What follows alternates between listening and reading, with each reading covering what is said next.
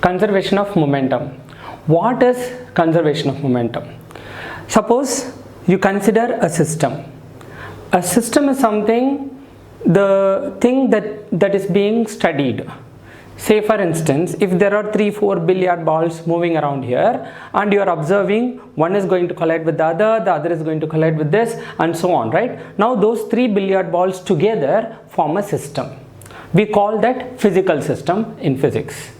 So in any physical system, suppose one interacts with the other, means they collide on with each other. So a simple process of collision between them represents a physical process. So in a system, in a physical system, when there is no external force acting on that system, only internal forces. One billiard ball goes and hits the other one hits this or this back, and these 3 billiard balls together is a system, and no external forces acting on that system. One billiard ball hits the other one is like internal force, because all these 3 billiard balls together form a system. So in any physical system, if there is no external force acting, you calculate the momentum of each of the parts of the system and you find the total, and that total will be equal to the momentum after that physical process, after several collisions are taking place, even hundreds of collisions taking place, and after which if you find the total momentum of that will still be the same. Maybe initially one billiard ball is moving, the others are at rest, the total momentum is some x quantities. After this collides with the other 2 billiard balls, each one is having some momentum now. If you sum up all that, you will have the total momentum will still be equal to x. That is what it is. So here two things. A system may have several parts called integral parts of a system, and the one part of the system may exert force on the other part. That is part of an internal force, but that is not an external force. Suppose like one system we will do it. There is one mass m1. It is initially going to the right with the speed u1, and there is another mass m2 and going with the speed u2, because we generally take u1 and u2 as initial velocities. So before a physical process, when we are considering a system that consists of two masses, now these two masses m1 and m2 together form a single system, and this mass colliding with this is an internal force, this mass colliding with this is an internal force. They are exerting on each other a set of internal forces. The process of collision is called interaction, or a physical process is taking place. No external force on this system, because no force is coming and giving any force onto m1. So in the absence of external force, now this velocity, suppose this u1 is greater and going to go and hit with m2. When these two collide after some time, because this collide with this, when this mass m1 collide with this m1 exerts force on m2. Just when m1 exerts force on m2, m2 also exerts force on m1. Suppose when you clap your hand, so when this hand exerts a force onto this, at the same time this also exerts a force onto this. So you know Newton's third law, for every action there is an equivalent opposite reaction. When this hits onto this with the force F, this will also hit onto this with the same force F. The only difference is this exerts force on this direction, this exerts force on this direction. But this exerts force on this hand, this exerts force on this hand. So when this collide on to this exerts force on 2. Because there is a force on 2, the velocity of this u2 will change, because when there is an object, if you apply force on that object, velocity of that object will change. So when m1 and m2 collides, m1 exerts force on m2 and m2 exerts force on m1. So force on 2 by m1 can be, let us say, force on 2 by the first mass, and force on 1, because 2 is exerting force onto this, so force on 1 by 2, let us call F12. You know that these two forces are equal and opposite. According to Newton's third law, force on 2 by 1 is equal to force on 1 by 2, but they are in the opposite direction. So they are in the opposite direction, that is given by the negative sign. Okay, so what is the initial momentum of this mass m1 before the collision? So initial momentum of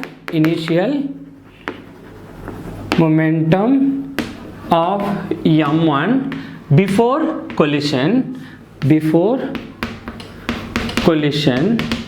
is equal to m1 u1. So initial momentum of m2 before collision is equal to m2 u2. When force exerted on these two masses, they exert force, we know that, we have already seen that force according to SI system is equal to dp by dt. That means change in momentum by time taken is called force. What is force on 2 by 1? Force is exerted on the mass 2 because of the mass 1.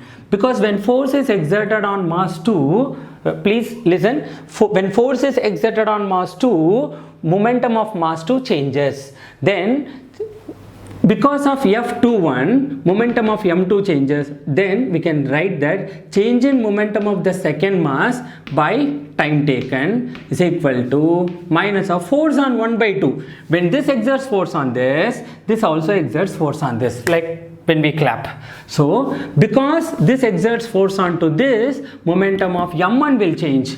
Because of force on 1 by 2, momentum of mass 1 changes. Let us say dt.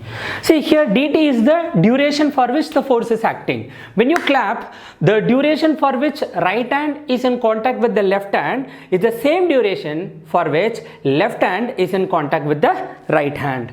Then in that case, these two time intervals are equal, these two will cancel.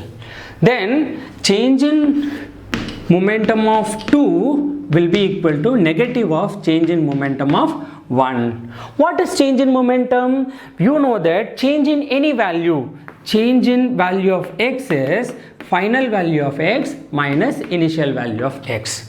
Change in value of momentum is final value of momentum minus initial value of momentum. So here change in momentum of second mass. This is change in momentum of first mass. Suppose after collision, because of this collision, its velocity changes. So let us assume from u2 its velocity becomes v2. So from u2 its velocity becomes v2. Then what is the final momentum? Final momentum means after any physical process. Physical process here is just a collision between two. Any physical interaction between the two is a physical process. So final momentum of m2 after collision, because its velocity becomes v2, initially its velocity was u2, so initial momentum was m2 u2. After collision its velocity becomes v2, then the momentum becomes m2 v2. So m2 v2. Then what is final momentum of m1 after collision? When this exerts force on this, then its velocity changes from u1 to v1. Then its momentum change, the momentum of m1 after collision. After collision its velocity from u1 it became v1. So then the momentum is m1 v1. So you can write it as m1 v1. What is change in momentum of 2? Final momentum of 2 minus initial momentum of 2. What is final momentum of 2?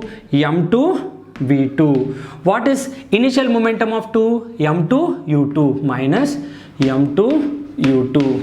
This is equal to minus of change in momentum of 1. Final momentum of 1 is m1 v1. Initial momentum of 1 is m1 u1. Change in momentum is m1 v1 minus m1 u1.